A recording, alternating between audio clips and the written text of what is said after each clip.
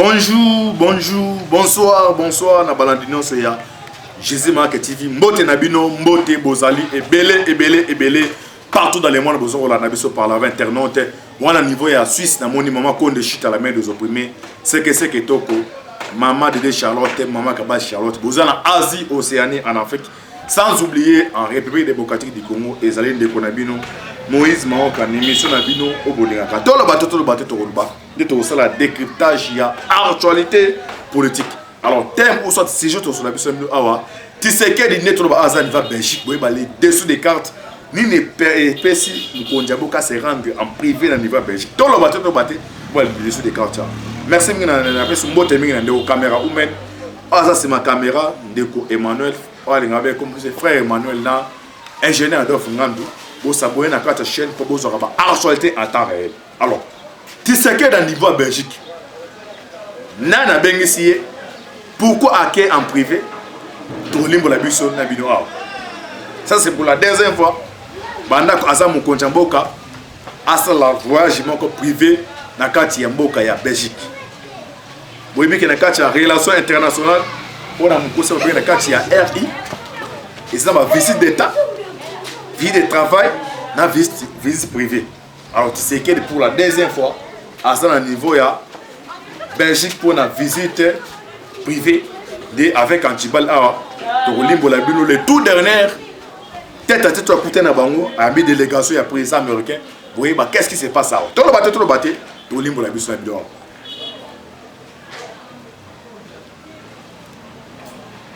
na sommet à Nations Unies. Le président américain Trump a va déclarer guerre contre la Chine. Après déclaration, tout le monde est délégation à l'investisseur chinois va signer accord na premier ministre Sylvestre Ilou. Chine, Russie, on va travailler avec Kabila, dira 18 ans. L'avenir à Tshisekedi, on va travailler avec les Américains. L'effet déjà Trump, à l'objet que non, Azo Senga, là-bas, aller tout, va déclarer hostilité contre la Chine. Tout est-ce qu'on a rencontré Tshisekedi Kabila dans ce lieu? On va se mettre d'accord. Directement, M. Amer a fait cette invitation de se rendre au niveau de la Belgique. A bon retour dans le dernier, ils ont une relation bilatérale. Tshisekedi, tu vois qu'il y a la Belgique. Dans il y a une relation internationale pour la présidence, on a pouvoir. De un d'abord, il faut payer colonisateur Azala informé.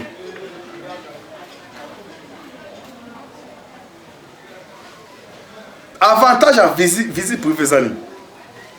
Na carte à visite privée, mon Konjamboka a recommandé un conseiller, soit pas combien de conseiller. Mais tu sais qu'il a voyagé Yemoko.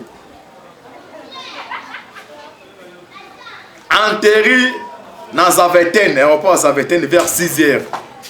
Et ça, aéroport international en Belgique. Zaventem, et c'est le chef de l'État en Kiti. Azan a travaillé dans l'émission à Ochigoyamba, délégation ya l'émissaire à Washington. À ce qu'on fait quand il balle, Togolimbo Labino, délégation à Washington. Au batterie avant-hier dans le niveau Belgique. Il vient maintenant de se rencontrer avec le chef d'État Pasolini. Tout le bateau.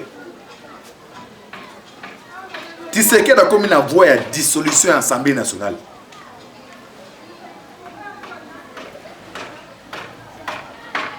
Voie de dissolution à l'Assemblée nationale, il faut un d'abord la garantie que nous bon Isali. Bon, on va permettre de prendre mes en ligne dans 4 mois. Parce que le conseil garantit que non. Au cas où Konjamboka a dit sur l'Assemblée nationale, il faut ça mon ami 4 mois après il faut ça mon ami. Est-ce que tu sais qu'il y a une crise actuellement?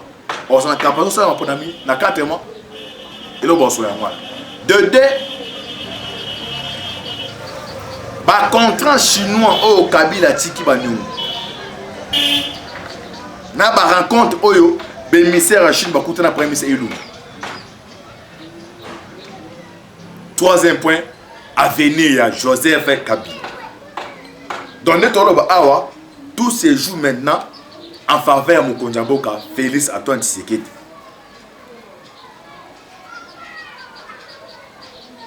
Na makambo etali ya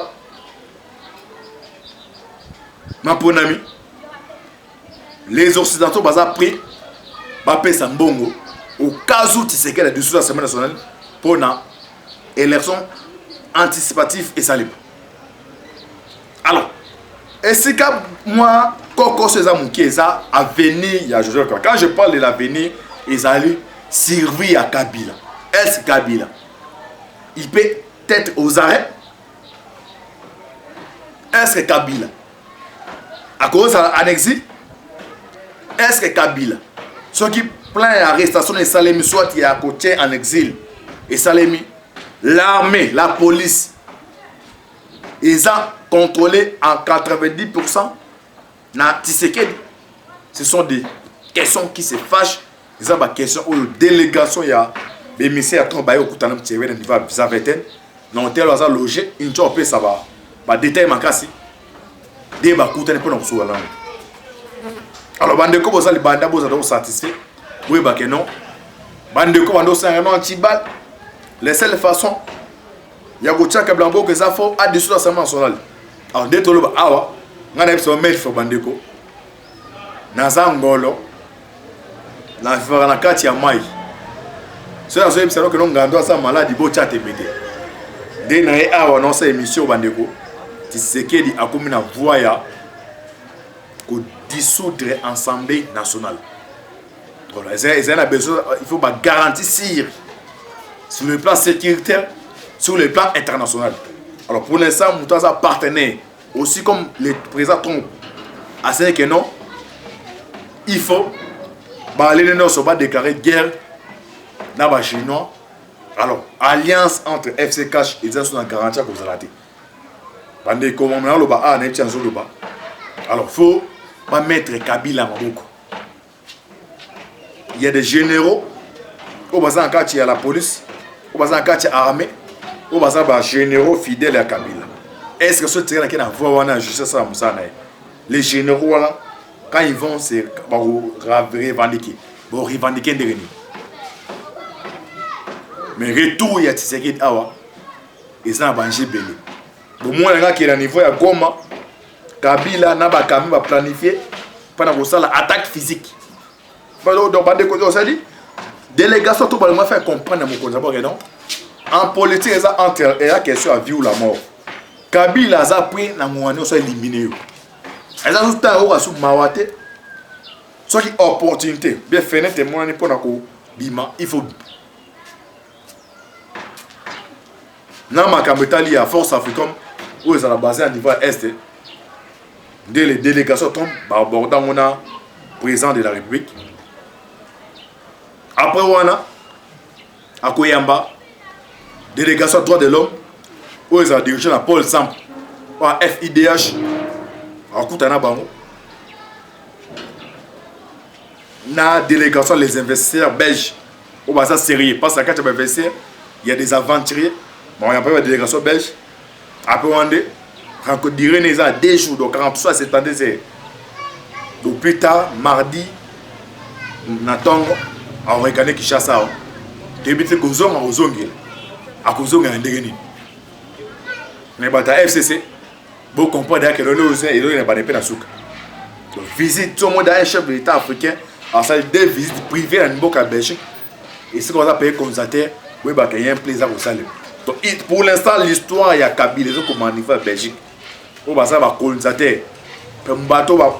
Les Américains vont imposer Kabila. Les Moutayans ont proposé comme Kabila, lui Michel. On va savoir Belge. Alors, l'histoire se répète. Servir à Kabila, ils ont commandé en Belgique. Et comme ça, quand il y a un chapeau, il y a une valise, il y a un bokima. Tout le bâton de bokima, les gens passent à bino boza mitema be komponi boni kotika ba israélien ba zonga na mboka na bango te.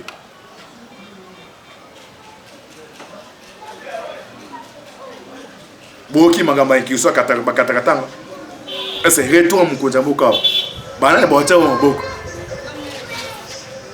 vous allez connecter la carte GMAK TV vous partagez vidéo donner ça là direct vous avez mis tout na retourna vous communiquez un message en WhatsApp tu répondre bino toi qui n'y crois pas c'est dessous des cartes il y a visite privée on dit tu n'es salé même bata kabia ba comprendre pas ba de wasu là non tu sais ça ne va Belgique quand même peut m'tano pesa ba information hein pour dire on ça terrible de choses comprendre moi est-ce que vous avez battu tu sais que na Belgique alors le gars comme nini servir na biso politiquement ils ont pas nini qu'est-ce qui va se passer vous pouvez savoir confiance vous s'abonner à la carte GMAK TV en temps réel au cas où acheter moi ça en direct vous allez informer Batali Bosso j'avais pas abattre la bino tous répéter $1 sur les canaux $1 $1000 nyonso pour contribuer pour na dans un plateau spécial pour na besoin d'informations en temps réel. L'histoire du Congo, nous sommes maintenant dans les bons. Nous sommes dans les bons. Les investisseurs belges ont décidé de signer accord. Alors, le troisième bateau tiré de Royaume. Tu prier ma casque, tu as ma bonne début, la république de Montréal, dans la carte, tu as ma bonne début. Pour la monnaie, on se les dessous des cartes. Pour tu vas mentionner la politique. Alors, ça s'est passé dans la carte, il y a République démocratique du Congo. Nzambe Azanabino, c'était votre humble serviteur, Moïse Maoka Anchibal. Merci sur la caméra. On c'est ma caméra, Deko Emmanuel. Na ingénieur Adolphe Ngandou, l'équipe Moubala Face et à GMAK TV. Jamba Salabino. Ciao.